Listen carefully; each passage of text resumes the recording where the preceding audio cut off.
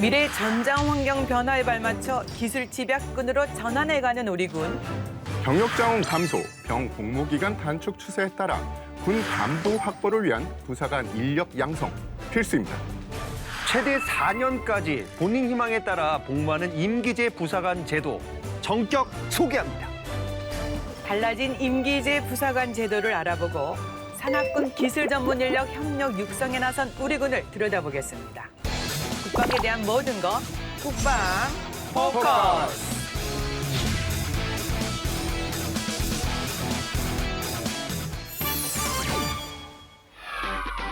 오늘 임기제 부사관 관련해서 피부에 와닿는 정책 소개와 함께 현장의 목소리를 제대로 들어보겠습니다. 안녕하세요. 안녕하세요. 네, 반갑습니다. 직접 소개 부탁드리겠습니다. 안녕하십니까. 국방부 인사기획관실에 근무하는 김진섭 중령입니다. 네, 안녕하십니까. 청주대학교 국방안보학과장 박효성 교수입니다. 네, 안녕하십니까. 동안 마이스터 고등학교 김흥수 교사입니다. 반갑습니다. 과거에는 유급 지원병이라고도 불렀고 또 전문 하사라고도 했잖아요. 이제 임기제 부사관으로 명칭이 바뀌었는데요. 김중령님, 네. 이 명칭에 대해서 또 좀 궁금해지는데 명칭의 의미와 어떤 역할을 담당하는지 소개 부탁드립니다. 정부에서는 국가 인적 자원 개발의 효율적 활용과 국방개혁 2020 추진을 연계를 해서 군에서 필요한 기술 전문 인력을 확보하기 위해서 산악군 인적 자원 개발 육성 정책을 시행을 하고 있습니다. 이에 따라서 국방부에서는 2007년도부터 병력법을 개정을 해서 유급 지원병 제도를 시행하고 있고요. 이에 따라서 군에서 필요한 기술 전문 인력을 획득하기 위해서 군 특성화고 운영 제도를 시행을 하고 있습니다. 네. 2020년 12월에 유급 지원병 제도를 병력법을 일부 개정을 해서 임기제 부사관 제도로 명칭과 복무 제도를 일부 변경을 했습니다. 네. 임기제 부사관이라고 하면 군 특성화고를 졸업한 인원들이 전문병으로 의무 복무 기간을 마치고 6개월에서 48개월 동안 연장을 해서 기술 전문병, 전문 하사로 이어서 복무하는 제도를 말합니다. 임기제 부사관은 현재 국방부는 약 8,490명의 정원을 갖고 있고요. 네. 그중에서 군 특성화고를 졸업한 기술직 임기제 부사관 정원은 2,000명이 되겠습니다. 네, 그렇군요. 이 아무래도 병력 자원이 감소하고 병 복무 기간이 단축이 되면서 부사관 인력 양성이 더욱 중요해졌는데요. 그중에서도 군 특성화고의 역할 아주 주목을 받고 있습니다. 교수님, 왜 그럴까요? 군 특성화고등학교 사업은 두 가지거든요. 첫 번째는 이제 군의 기술 인력이 필요하다는 점과 또 하나는 이제 그 직업 교육 체계 그 혁신 방안 차원에서 어떤 그 국가 인적 자원을 효율적으로 활용한다는 차원 두 가지가 산학군 이제 협력 사업으로 시작된 거거든요. 문제는 이제 군 특성화고등학교 학생들도 대학을 가고 싶어 하잖아요. 네. 그래서 이것을 어떻게 해결해 줄까 해서 했던 것이 선 취업 후 진학 이런 개념이죠. 그러니까 일과 교육과 취업, 군복무가 같이 연계되도록 하는 그런 게 이게 대단히 장점이 있기 때문에 어떻게 보면 청년 일자리 사업 창출에 대단히 기여했다는 점에서 이게 이제 지금 이제 부각이 되고 있는 거죠. 선생님, 지금 학부모들 관심이 지금 많습니다. 이 현재 지금 군 특성화고 현황이 좀 어떻게 될까요? 군 특성화고등학교는 2008년에 10개고로 시작해서 지금 15년 차가 됐습니다. 그래서 현재 전국에 45개 학교, 76개 학급으로 운영이 되고 있고 군에서 약 한 30개 종류의 그 주특기를 요구해서 운영이 되고 있는데요. 육군은 궤도 정비 등 11개 특기로 29개 학교, 49개 특기로 가장 많이 운영하고 있고 해군은 기간 보수 등 6개 특기로 5개 학교, 7개 반, 공군은 전투기 정비 등 4개 특기로 4개 학교, 8개 반, 해병대는 상륙 장갑 등 9개 특기로 7개 학교, 12개 반으로 편성되어 우리 군의 핵심 기술 인력을 양성하고 있습니다. 설명을 들어보니까 정말 반가운 소식인데 병력법이 이제 개정이 되면서 이제 기술 인력 육성 보조 사업의 근거에서 이제 마련이 된 건데 그래도 좀 설명이 더 필요할 것 같아요, 중령님. 네. 귀에 쏙 와닿게 좀 말씀 부탁드립니다. 네. 기술 인력 육성 사업은 2007년도에 국가인적자원위원회에서 군인적 자원 개발 혁신 방안으로 추진이 되었습니다. 이에 따라서 2007년도에 국방부와 교육부, 중소기업부, 고용노동부 4개 기관이 산업군 기술 협력 육성 협약을 체결을 해서 2008년부터 기술 전문 인력 사업을 본격적으로 시작하게 되었는데요. 네. 2018년도 말에 국회나 기획재정부로부터 이 사업에 대한 법적 근거가 미비하다고 하여 사업의 정체성을 자꾸 잃어가고 있는 그런 시점이었습니다. 그래서 20년 초에 법령 개정안을 보고를 하고 21년 4월에 법을 개정을 하고 21년 10월에 하위 법령을 개정을 해서 법적 근거를 마련을 했습니다. 그 주요 내용을 보면 기술 전문 인력 양성 기관, 다시 말해서 군 특성화고를 지정하는 기준과 지정한 학교에 대한 지원 또 평가 기준 네. 이러한 내용을 법에 신설을 했다고 보시면 되겠습니다. 예, 보조 사업 관리나 이 운영에 있어서 효과적인 조직 운영을 위해 중앙과 지역에 권역 학교를 두고 있다는 말을 들었습니다. 중령님, 어떻게 관리가 되고 있나요? 2018년 말에 이제 보조 사업자 군 특성화고는 14개 학교였습니다. 근데 올해 기준으로 보면 45개 학교가 기술 전문 인력 학교로 지정이 돼서 기술 인력을 양성을 하고 있는데요. 네.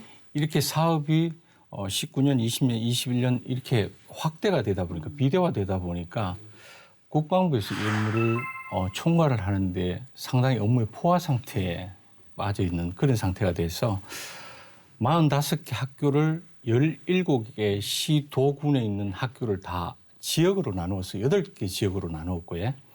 그 8개 지역을 지역 권역 학교로 지정을 했고 이 8개 학교를 제외한 2개 학교를 시공간적이라든가 업무의 중요성이라든가 이런 것을 보고 2개 학교를 중앙 권역 학교로 지정을 해서 어떻게 보면 업무에 조금 효율적인 시스템을 구축했다고 이렇게 보시면 될 것 같습니다. 네. 2022년 중앙 권역 학교로 지정된 이 2개 학교 중 하나로 알고 있는데 이 동아 마이스터교 이 또 어떤 학교고 이 중앙 권역 학교는 또 무엇인지 좀 어렵습니다. 설명을 좀 부탁드릴게요. 네.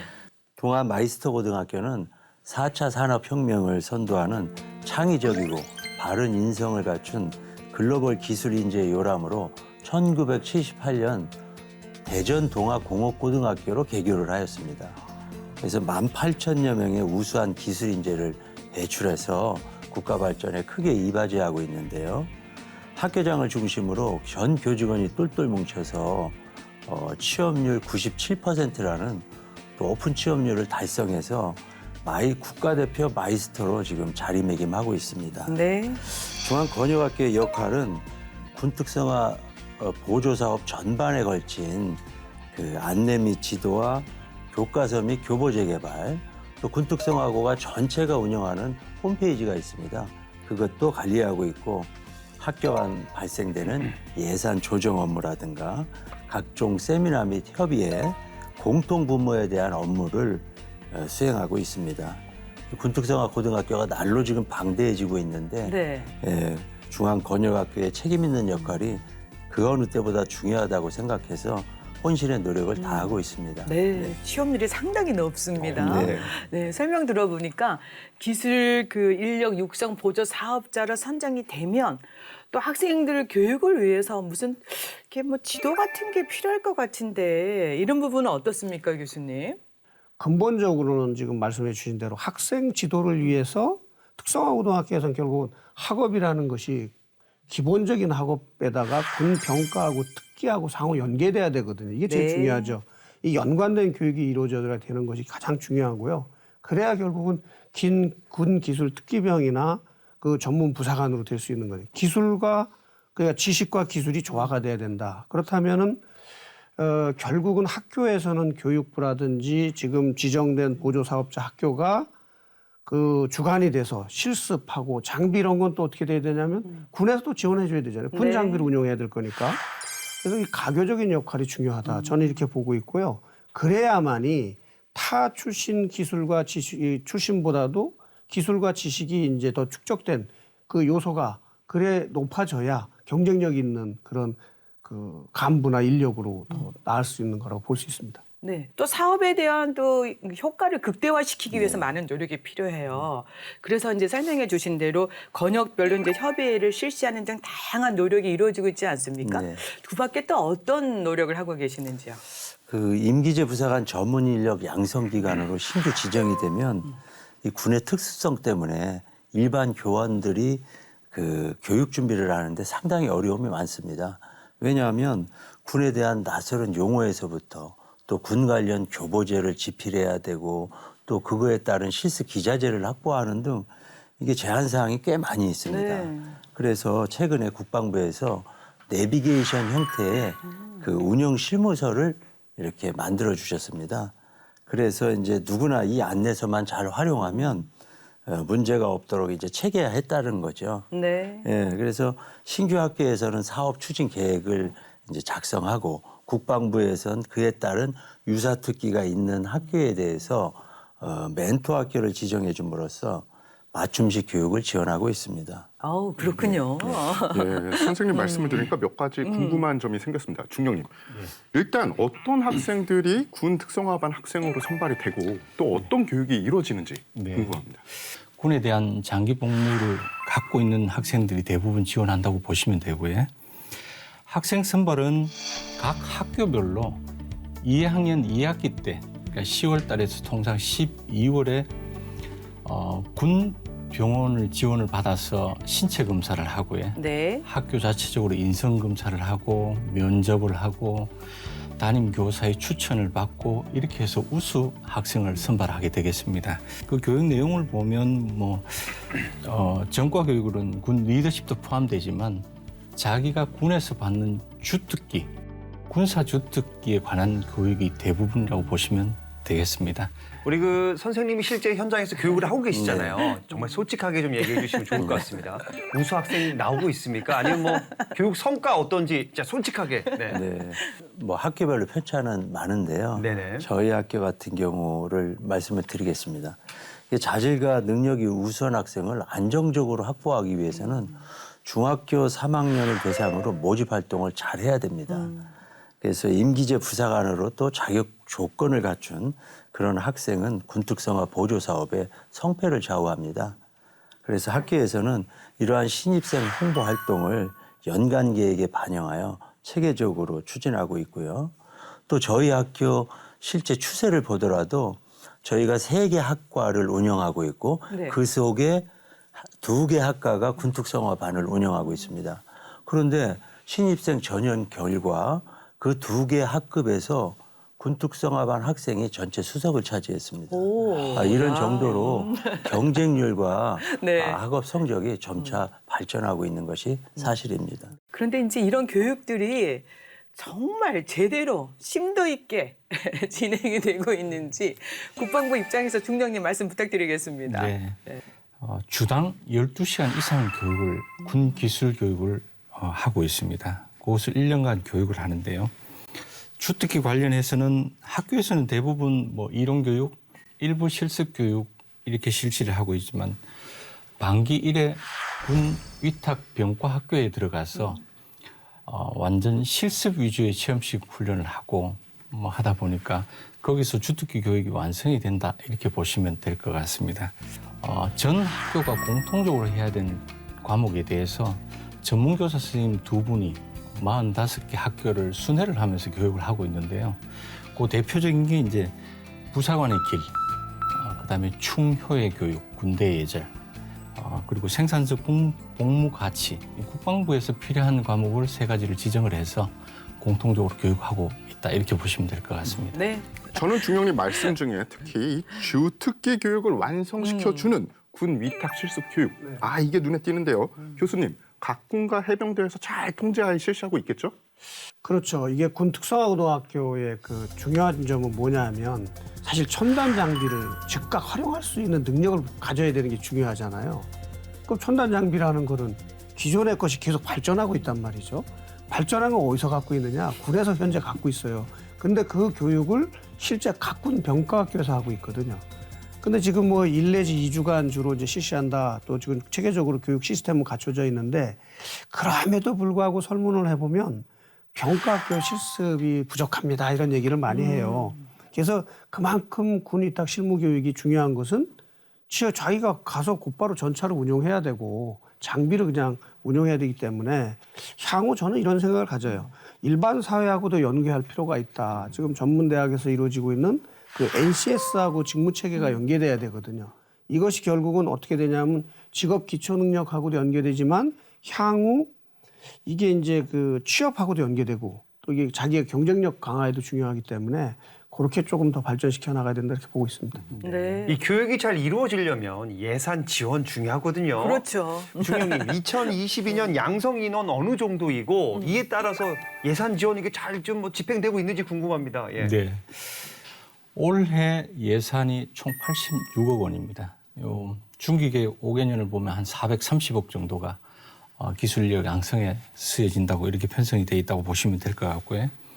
이 86억이 1년에 한 개 학급을 기준으로 했을 때는 약 한 1.12억 정도. 그러니까 한 개 학급이 21명 기준인데 한 1.12억 정도가 지원이 돼서 군위탁 교육 실습 지원비라든가 실습 수당, 피복, 그다음에 학생들이 뭐 실습을 하면서 다칠 수도 있기 때문에 거기에 대한 산재 보험료 네. 이런 것 등을 다 편성을 해서 기술력 양성하는 데 편성을 해두고 있습니다. 이 예산 편성은 국방부에서 시달하는 기본 계획을 중심으로 해서 각 군 및 해병대에서 운영 시행 계획을 또 각 학교로 보내줍니다. 네. 그 시행 계획을 가지고 각 학교에서는 학교의 사업 계획서를 만들어서 국방부로 제출을 하면 국방부에서 검토를 해서 거기에 맞게 획득된 인력에 맞게 예산이 편성된다고 이렇게 보시면 될 것 같습니다. 이렇게 또 군에서 필요한 우수한 인재를 잘 배출하기 위해서 필수적인 게 또 하나 있죠. 바로 군 특성화 교육을 담당하는 네. 정말 훌륭하신 또 재능이 많은 교사분들 모셔야 되지 않겠습니까? 전문 계열로 지금 구분되어 있는 걸 보면 뭐 정보통신, 수송, 장비, 기계, 항공, 뭐 전기 여러 가지 분야가 있는데 그런 전문 분야는 기본이고 군복무를 제가 조사해 보니까 한 21년 이상 된 분이 한 90% 정도 그리고 이제 그 15년에서 20년 정도 그 분야에 아주 다양한 경험이 있는 분들이었고요. 그런데 이제 그분들이 느끼는 전문 교사의 직무 능력 그 수준을 한번 체크를 해 보니까 네. 이분들이 갖고 있는 직무여장 수준에 대해서는 본인들이 5점 척도에서 4.43 정도로 조사가 됐어요. 그러니까 상당히 본인들은 높다고 이제 보는 거죠. 네. 또 그 지표가 그렇게 됐고요. 그 하위 영역을 제가 몇 가지를 봤는데 그게 뭐냐면 학생 지도, 또 학교 조직, 또 자기관리, 진로관리 이게 교사분들이 해줘야 될 역할들이거든요. 근데 그 중에 조금 부족한 게 이제 진로관리 영역이에요. 이것은 군 특성화고등학교를 졸업하면 당연히 군에를 가야 되는 그 경로만을 생각하고 계신 것 같은데 일부는 그 이후에 나가서의 나의 역할, 취업까지도 고민하고 있다. 이제 이런 것까지도 좀 이렇게 어드바이스 해줄 수 있는 역량이 필요하다 이렇게 느낍니다. 뭐 보완할 점도 있을 것입니다. 그래서 이제 군 특성화 전문 교사 선발, 채용 이거 어떻게 되는 건지 정말 궁금한데요. 네. 네. 현재 군 특성화 교사가 공식 명칭인데요. 네. 국방부에서 78명이 이제 선발이 돼서 예. 각 학교에서 학생들을 가르치고 있습니다. 군 복무 경력 15년 이상인 인원과 그 해당 주특기 분야에서 3년 이상 경력을 가지시고 학사학위 이상 학위를 가지신 분들을 선발을 하는데요. 주로 이제 장교, 준사관, 부사관, 군무원으로 근무하시다가 전역이나 퇴직하시는 분들 중에서 우수 자원을 선발을 한다고 보시면 되겠습니다. 네. 예, 계약과 근무 환경 등을 고려해서 이 군 특성화 교사분들의 처우를 잘해 드려야지 양질의 교육이 실시된다고 네. 저는 생각을 하는데요. 구체적으로 근무 일수는 어떻게 되고요? 그리고 임용과 퇴직 어떻게 되는 건가요? 네. 현재 군 특성화고 교사는 이제 해당 학교에서 선발과 동시에 일반 교사와 동일하다고 이렇게 보시면 좋을 것 같습니다. 선발과 동시에 군 특성화 반을 맡아서 군 주특기 교육이라든가 일반 교육을 담당하기 때문에 어느 교사 선생님 못지않게 중요한 역할을 하신다고 보면 되는데요. 근무 여건은 주 4일 근무를 하고 있습니다. 주 4일 근무를 하고 있고 근무 환경은 해당 학교의 일반 교사와 동일하게 적용된다 이렇게 보시면 될 것 같습니다. 특별한 뭐 문제가 없으면 계속 정년까지 근무하시는데 우리 옆에 계신 우리 김웅수 선생님께서는 원래 15년 차 근무하고 계십니다. 네. 이 실제 현장에서 군 특성화 교사분들의 임무와 역할 매우 중요한 거 아시죠, 선생님? 이 어떻게 교육이 이루어지는지 이거 궁금합니다, 선생님. 저희 군특성화 교사의 임무와 그 명시된 것은 군특성화 학생들을 그 주당 10시간의 군 기술 교육을 하고 또 2시간은 리더십 교육을 하도록 되어 있습니다. 이 밖에도 여러 가지 그 일반 교원들이 하지 못하는 일들을 많이 하고 있는데요. 군에서 부하들을 지휘했던 그런 어떤 노하우를 접목해서 학생들을 자기 자식처럼 따뜻하게 사랑으로 대하며 기술 교육은 물론 또 올바르고 유능하고 또 헌신하는 우수한 학생을 육성해 가는데 열과성을 다하고 있습니다. 군 특성화 교사들의 그 직무 능력 향상으로 해서 방학 동안에 각 군과 해병대에서 뭐 특별한 교육이 실시된다고 들었어요. 어떻게 되는 겁니까? 네. 방학 기간을 이용해서 각군 본부 및 해병대에서 직무 향상 교육을 주관해서 실시를 하고 있습니다. 이것은 주특기 교육 관련된 분야뿐만 아니고 군의 인사 관련된 지침이라든가 제도 이렇게 수시로 변화하는 이런 것들이 많다 보니까 네. 그 직무 향상 교육을 통해서 학생들에게 보다 나은 양질의 교육이 될 수 있도록 교육을 하고 있습니다. 더불어서 그 보조 사업자를 대상으로 해서 이제 운영 성과 평가도 실시가 되고 있다고 들었어요. 어떻게 실시가 되고 있고 또 거기서 도출된 그런 뭐 제안이라든가 결과들이 또 이렇게 선순환이 잘 되고 있는지 이런 부분은 어떻습니까, 중령님?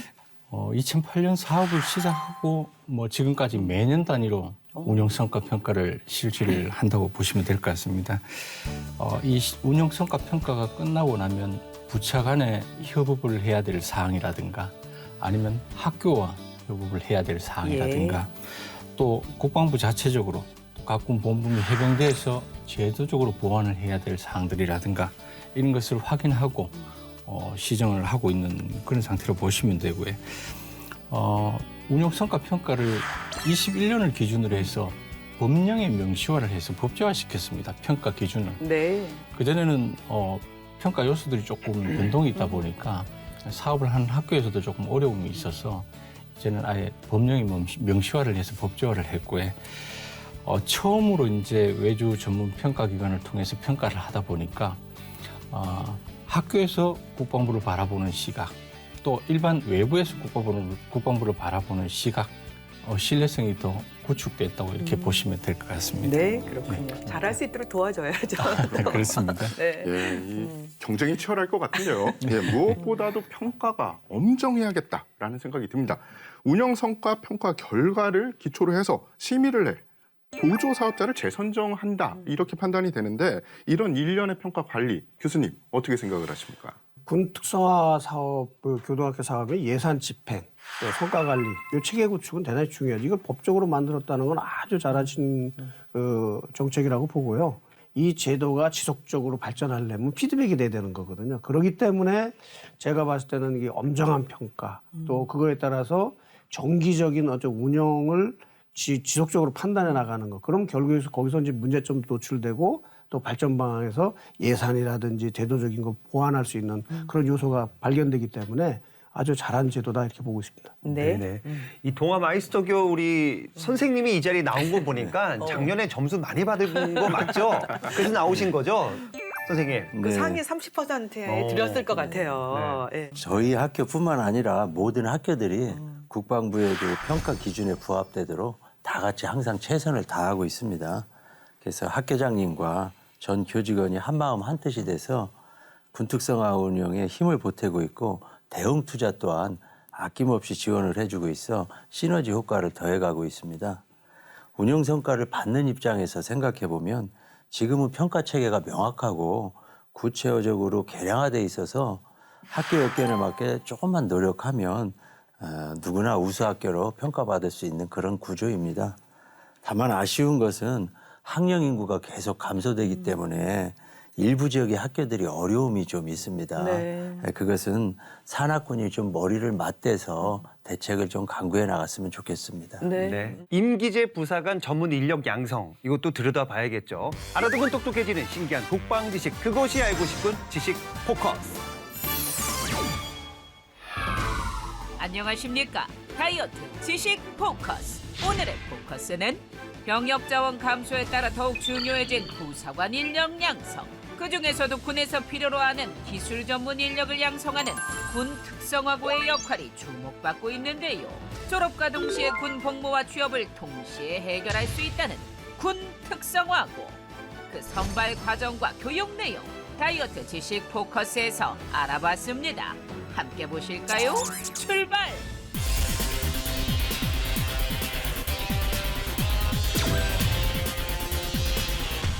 군 특성화고란 원래 명칭은 임기재 부사관 전문 인력 양성기관으로 국방부로부터 지정되어 특수학과를 운영하는 직업계 특성화 고등학교를 칭하는데요.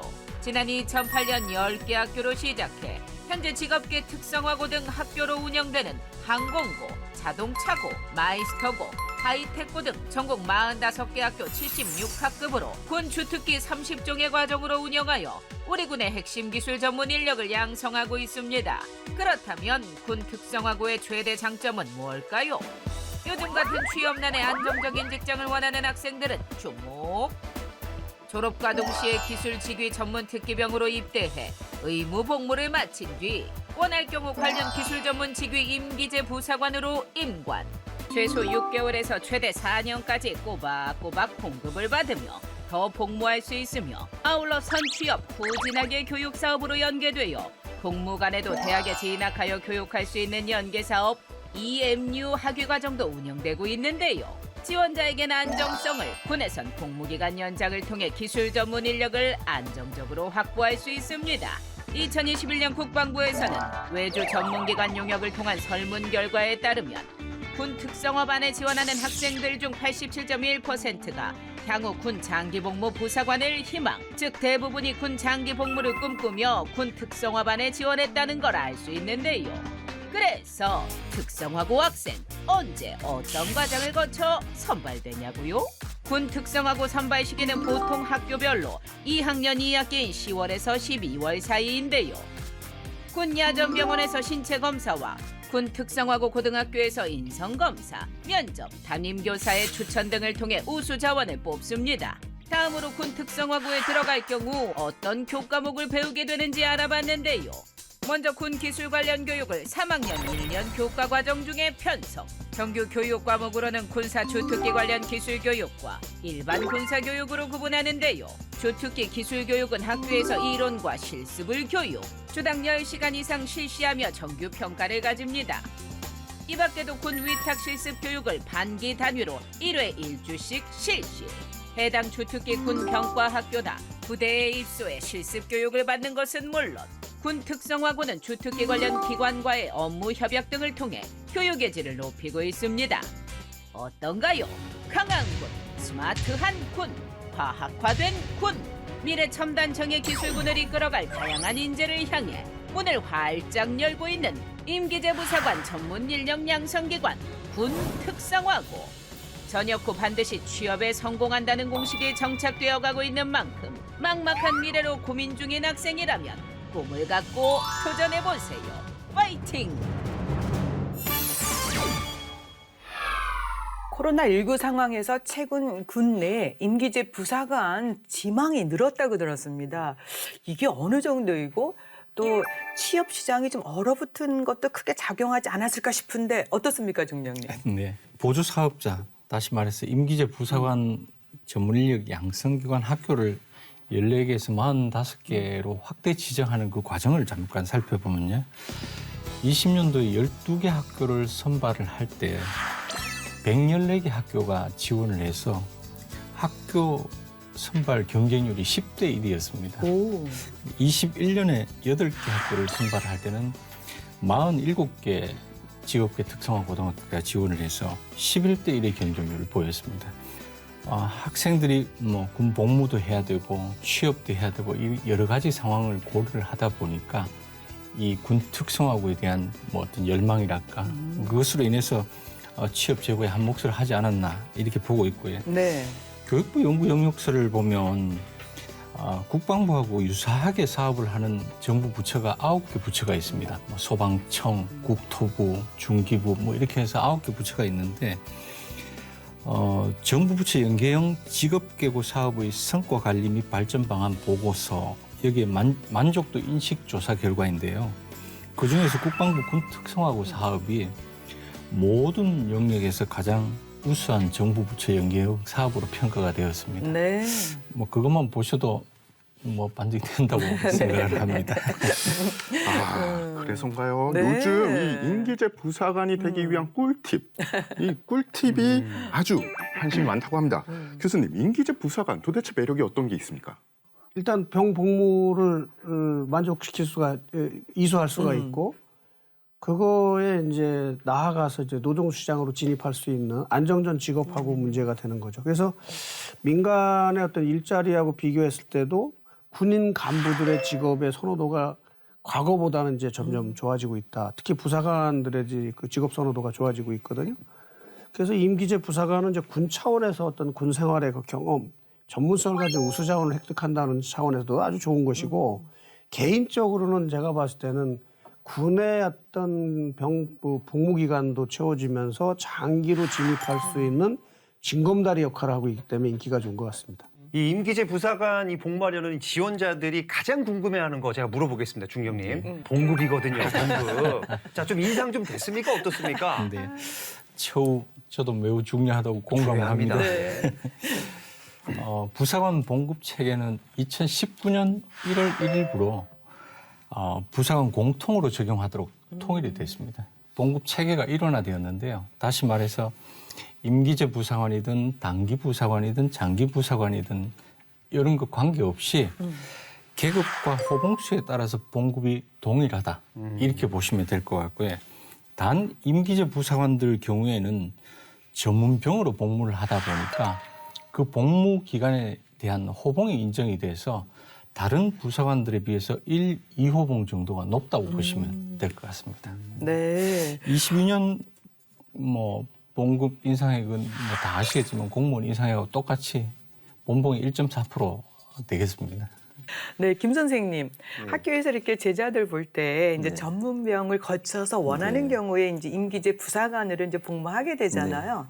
학생들의 반응이 어떤지. 그리고 또 이제 그렇게 잘 될 경우에 자부심도 크게 느낄 수 있을 것 같아요. 네. 사실 사업 초기에는 군특성화 제도의 홍보 부족으로 인해서 마치 군특성화 고등학교에 오면 장기복무 부사관으로 근무할 수 있다. 뭐 이런 좀 과대 홍보가 좀 있었습니다. 네. 그래서 입대하고 나면 실망을 해서 병 전역 손실률도 높았던 적도 있었거든요. 그런데 지금은 이제 홍보 활동도 제대로 하고 또 국방부에서도 각종 제도 개선 등을 하기 때문에 아이들이 이런 걸 알고 와서 자기 적성에 맞고 자기한테 맞는 특기를 골라서 오기 때문에 이런 것들이 많이 이제 좋아졌습니다. 그래서 이 장차 이제 그 장기 복무를 희망하는 학생들에게 개선된 제도 내에서 장기 복무할 수 있는 길이 열렸습니다. 과거에는 그 징검다리 역할을 해서 건너가야 됐습니다. 그러니까 부사관으로 신분 전환을 했어야 돼요. 네. 근데 지금은 임기제 부사관 제도 속에서 본인의 의지와 그 선택만 있다면 장기 복무 부사관으로 계속 근무할 수 있게 제도가 개선됐습니다. 잘 됐네요. 거기에 이제 병 복무 가점이라든가 또 새롭게 신설된 법령들 또 학위 가점 이런 것들이 다 모여지면 임기제 부사관으로 출발을 해서도 얼마든지 장기 복무 부사관이 더 잘 될 수 있다 이런 길이 열렸습니다. 예. 예, 취재 활동을 하다 보면 이제 군문에 처음 들어온 부사관 분들 중에 내가 장기가 안 되면 어떡하지 하는 불안감을 그렇죠. 가지시는 분들이 많아요. 그만큼 장기 복무 여건을 제대로 마련해 주는 것 중요할 것 같은데요. 교수님 어떻게 보십니까? 그렇죠. 지금 최근 설문조사에도 나타났지만 대부분의 그 부사관들이 갖고 있는 게 뭐냐면 장기 복무하고 직업의 안정성에 대한 불안이거든요. 지금 설명해 주신 대로 이것을 좀 보완이 됐어요. 가점을 줘서 어쨌든 임기제 부사관이 되면 장기 복무하는데 본인이 이제 유리한 고지를 가질 수 있죠. 점령할 수 있죠. 근데 어쨌든 그 군특성화고등학교가 어떤 경쟁력을 갖추려면 그런 것이 완전 보장되면 최고 좋겠죠. 근데 이제 그런 부분은 장차 이제 또 장기 복무나 직업성 차원에서 점점 발전시켜 나가야 되는 것이고, 일본의 예를 보면은 일본도 이런 군 특성화 고등학교가 있습니다. 일본은 졸업생 전원한테 부사관으로 인간이 되고 그와 동시에 장교로 진출하는 것을 보장을 해주고 있어요. 저희들도 이 군 특성화 고등학교 졸업생들이 EMU로 해서 이제 그 학위를 취득할 수 있고 그렇지 않습니까? 그래서 일반 대학 군사학과로 연결해서 장교의 진로도 이렇게 넓혀주고, 그렇다면 이게 뭐 설립 목적 자체는 사실상 부사관 획득의 목적이 있습니다만 향후 이제 장교의 길도 열어줌으로써 어떤 그 우수한 부사관들이 안정적으로 이렇게 확보할 수 있는 그런 길도 우리가 넓혀줘야 되지 않나 이렇게 생각하고 있습니다. 그래서 우리 군이 적극적으로 지원에 나섰습니다. 예, 군 특성화고를 졸업하고 전문병으로 이제 복무에 이제 입대한 경우에 공부를 더 하고 싶다. 학사과정, 학위과정 이제 이수를 할 수 있는 길이 열렸다는 것인데, 그러면 이렇게 지원할 수 있는 대상자는 누구이고 또 어떤 과정이 지금 잘 진행되고 있는지 중장님 소개해 주시겠습니까? 네, 국방부는 군에서 필요를 해서 양성하는 기술 전문 인력이다 보니까 아무래도 이러한 전문 학위 과정을 통해서 또 심도 깊은 교육을 통해서 우수한 교육을 받은 우수한 자원들을 확보하는 게 군으로 봐서는 궁극적인 기술력 육성 사업의 목표라고 이렇게 보시면 될 것 같습니다. 따라서 2010년도에 교육부하고 이렇게 4개 부처가 협업을 해서 EMU 전문 학사 학위 과정을 운영할 수 있도록 이렇게 만들어졌고요. 2017년도에 이 과정에서 조금 더 업그레이드가 돼서 학사 학위 과정까지 추가가 돼서 운영되고 있다고 이렇게 보시면 될 것 같습니다. 지난해 12월 14일에 국방부하고 교육부 그다음에 8개 대학이 협력을 해서 협업을 해서 이 제도를 조금 더 공고화시켰다 이렇게 보시면 될 것 같은데요. 네. 현재 6개 협력 대학에서 EMU 산업체 위탁 교육 과정으로 운용되는 것이 전문 학사 과정으로 13개 학과, 학사 과정으로 10개 학과 이렇게 연계가 되어서 일체화되었다 이렇게 보시면 될 것 같습니다. 네. 예, 중요한 건 현장의 반응이라고 생각을 하는데요. 이 학생들이 반응이 어떤가요? 제 생각에는 이 EMU 학위 과정 반응 좋을 것 같은데. 네, 이게 학위 과정에 대한 그 학생들의 호응도와 인기가 지금은 많이 높습니다. 그런데 요거를 조금 이전으로 살펴보면 EMU 학위를 받으려면 하사 임관을 하고부터 대학을 다녀야 됐습니다. 그러다 보니까 내가 학위 과정을 따서 졸업을 하려면 1년 연장 복무를 해야 되거든요. 그렇게 되면 아이들이 이제 나 1년 근무 안 할 건데 이런 생각도 있지 않습니까? 물론 1학년만 하고 사회에 가서도 대학을 다닐 수는 있었지만 취업을 하고 나서 한 학기당 2주씩 그 회사에 얘기해서 원격 교육을 간다는 게 쉽지가 않거든요. 그래서 이런 것들이 이제 소문이 나서 별로 그렇게 선호하지 않았던 적도 있었습니다. 근데 지금은 병 복무하면서 이제 학위 취득이 자기 주어진 기간 내에 가능하기 때문에 상당히 이제 인기가 올라갔습니다. 이게 이제 또 사회 진출하게 되면 또 전문 분야에서 취업을 할 수 있고 혜택도 많이 주어져서 지금은 이제 너무나 EMU를 서로 가려고 하는 그런 상황에 놓여 있습니다. 네. 이 원격 교육 시 필요할 이 사이버 학습 공간, 포탈 시스템 마련은 물론이고 협력 대학의 이 소집 교육 등도 필요하지 않을까요, 교수님? 초기에는 PC 하나 정도를 주고 본인이 이제 원격 수업하는 그런 제도만 돼 있다가 지금 보니까 어떤 시스템이나 콘텐츠 관리나 또 내부 조직이나 사용자 특성을 고려한 여러 가지가 이제 아주 안정적으로 제도화됐는데 그만큼 이제 학습 만족도가 높아진다는 것은 학습을 통해서 자기 직무 능력 또 지식이 그만큼 축적되고 그 만족도는 결국 군에 대해서 본인이 이제 더 장기 복무를 하겠다는 의욕을 촉진시켜주는 동기 역할을 하거든요. 그래서 지금은 교육하고 학습이 어떤 주요 수단이 어떤 연계될 수 있도록 특히 최근 코로나 이후에 이 사이버 강좌에 대한 그 퀄리티도 상당히 높아졌잖아요. 질관리가 네. 참 좋아져서 충분히 그 학습을 임할 수 있는 그런 분위기로 전환되고 있다 이렇게 봅니다. 네. 그러니까 이제 실제 군 특성화고의 주특기와 연계한 이 MU 그 학과별 입학 자격이 주어진다 이런 말씀이신데 그럼 이 MU 학습 체계에 대한 대상자들의 반응은 또 어떻습니까? 2019년도부터 군 특성화고에서 배우는 주특기, 그다음에 군에 입대를 했을 때 본인의 군사 주특기 이것과 연계를 해서 EMU 학위 과정에 해당되는 학과에 지원을 할 수 있도록 이렇게 전체가 입학 자격이 시스템적으로 일체화됐다 이렇게 보시면 맞을 것 같습니다. 다시 말씀드려서 전문 학사 및 학사 학위 과정이 본인의 군사 주특기, 그다음에 군 특성화고에 배운 주특기 전공 과목 이것과 연계를 해서 대학에서 교육을 하다 보니까 국방부 입장에서는 보다 더 우수한 기술 전문 인력을 양성을 할 수 있게 되고요. 네.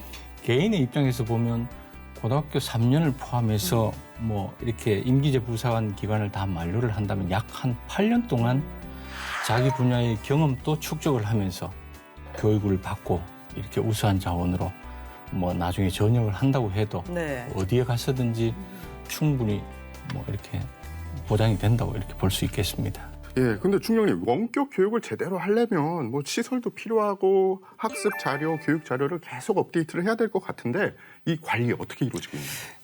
우선 원격 교육을 위해서는 학교에 이제 신입생으로 선발이 되면 각 대학에서 개인 학습용 노트북이나 태블릿 PC를 각 개인에게 제공을 해줍니다.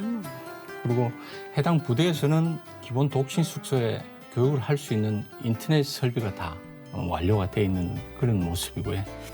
일부 병 복무를 하고 있는 한 학기 정도가 있습니다. 1학년 1학기 정도가 병 복무를 하고 있는데 이때는 해당 부대 요즘 모바일 핸드폰처럼 들어와서 보안성 검토를 정상적으로 받아서 학습을 할 수 있도록 이렇게 제도가 돼 있다고 보시면 될 것 같습니다. 네. EMU 이 학습 체계 배우려면 좀 경제적인 지원이 좀 필요할 것 같은데 저는 그렇게 보거든요. 자기개발 지원금 같은 거 뭐 지원 좀 되나요, 교수님? 그렇죠. 이게 2019년부터 2018년도에 시범 사업을 했죠. 그리고 2019년도에 이제 일부 한 20억 정도 개인별로 5만 원부터 시작된 게 지금은 병사들, 용사들이 지금 12만 원? 연간 12만 원 100% 지원하고 있고요. 부사관 같은 경우는 이제 뭐 간부로서 위탁 교육을 가게 되면 그 위탁 교육에 관한 것이 이제 능력 개발 교육비라고 있거든요. 그것도 지원해주고 있어서 교육비는 풍족하게 또 이것뿐만 아니라 뭐 어학이라든지 뭐 각종 능력 시험 같은 거 도서 구입비 요새는 문화 관람비도 줍니다. 오. 그래서 뭐 전시회 공연 이런 것도 가능하게 하는 이걸 적극 지원하고 있고 이 예산이 연간 387억 정도 되거든요. 네. 계속 늘려가고 있고 이 호응도 계속 좋아지고 있습니다. 네. 그런데 이제 대학을 졸업할 때 그 최소 필요한 이수 학점도 있을 것이고 또 시험도 잘 봐야 되지 않겠습니까? 뭐 네. 낙제하면 안 되지 않나 뭐 이런 생각도 하는데 그래서 이제 이 MU 그 학습자 역시 최소한 졸업 여건을 갖춰 나가야 됩니다. 목표치가 좀 어떻게 되고 있는지 달성이 잘 되는지 교수님 좀 분석 좀 해주세요. 학습 성과를 측정하는 방법을 어떻게 할 것이냐. 이제 이거에 대해서 이제 육군 그동안 군에서는 그 직무 성과를 얼만큼 기여하느냐. 직무 성과 기여도 되겠죠. 또 하나는 이제 자기 개발 차원에서 얼만큼 본인이 만족하느냐. 이런 건데 두 가지가 저는 병행해야 된다고 봐요. 학습이라는 건 성인 학습을 하면서 이제 학습에 대한 본인의 욕구를 충족시켜주는 위탁 교육의 만족도. 또 하나는 저희가 그 직무 교육을 시킨다는 것은 그만큼 양질의 교육을 통해서 업무 적용도가 올라가야 되잖아요. 그래서 이 위탁 교육의 만족도와 업무 적용도가 병행돼야 된다. 그래서 지금 뭐 측정하는 방식이 학위나 학점 이런 것도 이제 그 우대 방안을 만들었죠. 육군에서 2018년부터 하고 있는데 임용할 때 예를 들자면 뭐 직무 관련된 학위나 학점이 있을 경우에는 더 우대해 준다지. 이거는 이제 본인이 가점으로 갖고 가는 거니까 그렇게 봐고 이것이 이제 어떤 보직 관리하고도 같이 연결돼야 된다고 봐요. 그만큼 한 거 있으면은 더 우수한 자원을 또 필요한 적재적소에 배치하는 그러한 인사 관리하고도 같이 되고 향후에는 그 재취업하고도 연계될 수 있게 그렇게 인사 관리가 지속적으로 돼야 된다고 봅니다. 예, 아무래도 학생과 학부모 분들이 제일 궁금하신 것 중에 하나는 EMU 협력대학의 학과 운영과 학과별 학생 정원이 아마 궁금하실 거예요. 이 대학 정원 기준을 정하는 것인 만큼 국방부가 그냥 독자적으로 하진 못하겠죠. 교육부와 함께 정원을 결정을 해서 최종 대학 학과별 인원을 확정하게 되는 것으로 알고 있는데 중령님 어떻습니까? 22년 기준으로 보면 학생 정원은 2,650명이라 보시면 될 것 같습니다. 우선 국방부에서는 교육부에서 인가된 학과별 본과 정원 범위 내에서 국방부 정원을 검토를 하는데요. 먼저 EMU 협력대학이 교육부로 본과 정원 기준에 대한 인가 신청을 매년 4월경에 합니다. 네. 이 대학에서는 이제 인가된 정원 기준을 가지고 다시 국방부로 EMU 학위 과정에 대한 정원 신청을 하게 되겠습니다. 그러면 국방부에서는 최종적으로 이제 본과 정원의 100% 기준을 넘지 않고 또 야전의 부대 운영이라든가 인력 운용 측면을 고려를 해서 네. 산업체 위탁 교육인 EMU 학위 과정 정원을 편성한다 이렇게 보시면 될 것 같습니다. 그러면 이제 임기재 부사관이 전역을 하게 되면 그다음 관문이 이제 취업 아니겠습니까? 또 이 학위 과정을 잘 마친 분들이 취업으로 잘 연계되는지 이거 어떻습니까, 교수님? 그래서 이 군 특성화고등학교를 만들 때 산학군 협력 사업이라고 그랬잖아요. 네. 그래서 군 복무와 연계되는 거, 학업도 연계되는 거죠. 그래서 선 취업 후 학업을 하는 것이었기 때문에 군 입대 전에 어쨌든 군 특성화고등학교에서 그 관련된 걸 했고 군에서 그걸 직무를 더 배가시켰고 이것이 이제 사회로 갈 수 있는 취업 역량이 된 거잖아요. 그래서 국방부에서는 이것을 좀 더 활성화시키기 위해서 그동안에 뭐 그 취업 역량 교육도 더 배가시켜줬고 거기에 이제 뭐 취업 박람회라든지 EMU 협력대학에서도 그런 사업을 해요. 이 협력대하고 연결된 그런 각 회사하고도 연결되시고 요거는 이제 MOU 협약을 통해서 확산시키고 있고요. 관련 부처하고 어쨌든 계속 지속적으로 중기청하고도 그렇고 또 병무청이라든지 고용노동부 연결이 돼야 되고 저는 국방부 차원에서 조금 더 한다면 방사청도 여기에 적극 좀 기여를 해서 필요하다면 우리 방위사업체에 관련된 그 기업들이 많거든요. 이쪽으로 진출할 수 있는 것까지 폭을 아주 넓혀줬으면 좋겠습니다. 이 정도면은 군 특성하고 인기가 어마어마하게 좀 높아지고 있습니다. 우리 아들도 여기 보낼 겁니다. 진짜로요? 네네네. 선생님, 이때 홍보해야 됩니다. 자, 홍보 타임 드리겠습니다. 네. 임기재 부사관으로 전역을 하게 되면 취업의 문은 활짝 열려 있고 반드시 취업에 성공한다는 공식이 정착돼 가고 있습니다. 이를 반증하는 것이 각 기업에서 학교를 취업 알선을 할 때 부사관 출신 없습니까? 또는 부사관 출신 우대라는 문구가 반드시 들어가 있습니다. 예. 그래서 이것은 기업이 조직 관리를 할 때 리더십과 전문 기술 능력을 겸비한 우수 인재를 요구하고 있기 때문이며 우리 임기재 부사관이 제격이라고 생각합니다. 각자의 적성에 맞는 주특기 분야에 중3 여러분들이 힘찬 도전을 기대하고 또 직업 군인과 또 우수 기업의 취업을 원하는 그러한 꿈을 이룰 때까지 저희가 함께 하겠습니다. 네. 좋습니다. 예. 그리고 또 오늘 우리 방송이 또 많은 홍보가 정말 전격적으로 될 것 같습니다. 네. 우리 중경님 군 특성하고 잘 신경 쓰고 계신 거죠? 네, 그렇습니다. 제가 잘 아는 전사 한산대첩, 명랑해전 이런 전사를 보면 대승을 거둔 이수신 장군을 저희들이 잘 알고 있는데요. 이수신 장군께서 조선 3도 수군 통계사로 부임하기 전과 후에 조선 수군의 다른 점을 찾아보면 딱 하나입니다. 그것은 바로 지휘관 한 명만 바뀌었다는 것입니다. 이처럼 군 특성화 교사 한 명이 얼마나 중요한 학생들에게 인생관, 국가관 뭐 이렇게 영향력을 미칠 요소들을 생각하면 어마어마하다고 볼 수 있는데요.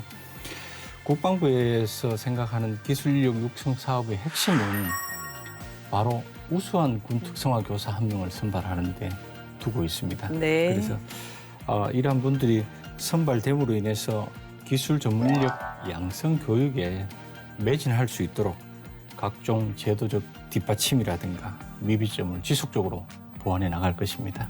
끝으로요. 우리 군이 첨단 정예 기술군으로 나아가기 위해서 정말 필요로 하는 우수한 역량을 갖춘 우리 전문병 또 임기제 부사관 양성해야 되는데 이거를 위해서 조언, 다짐 등등 말씀 부탁드리겠습니다. 우선 김 선생님 먼저 해주시겠습니까? 앞으로도 첨단 정예 기술군의 주력인 임기제 부사관들이 자긍심을 견제한 채 더욱 국가에 충성하고 또 기술 강군의 첨단 역할을 할 수 있도록 그에 걸맞는 비전과 인센티브 또 그리고 사기 진작과 처우 개선 등을 적극 검토해서 정책에 반영시켜 주실 것을 건의드립니다. 네.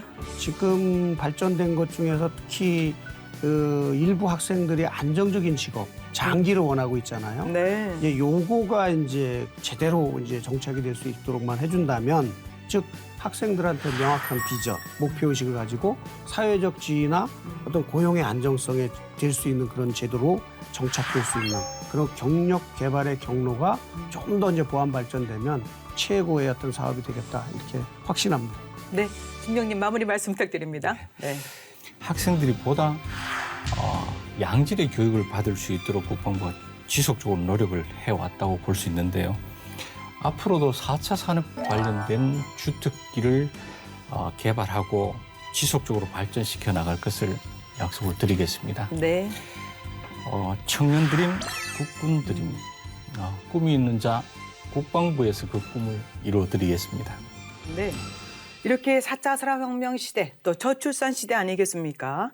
첨단 정예 기술군 양성은 필수입니다. 말씀해 주신 대로 군 특성화 교육과 또 임기제 부사관 제도를 위해서 인력 충원이 또 더 활짝 열렸으면 좋겠습니다. 계속해서 제도 보완해 주시고요. 고맙습니다. 네, 맞습니다.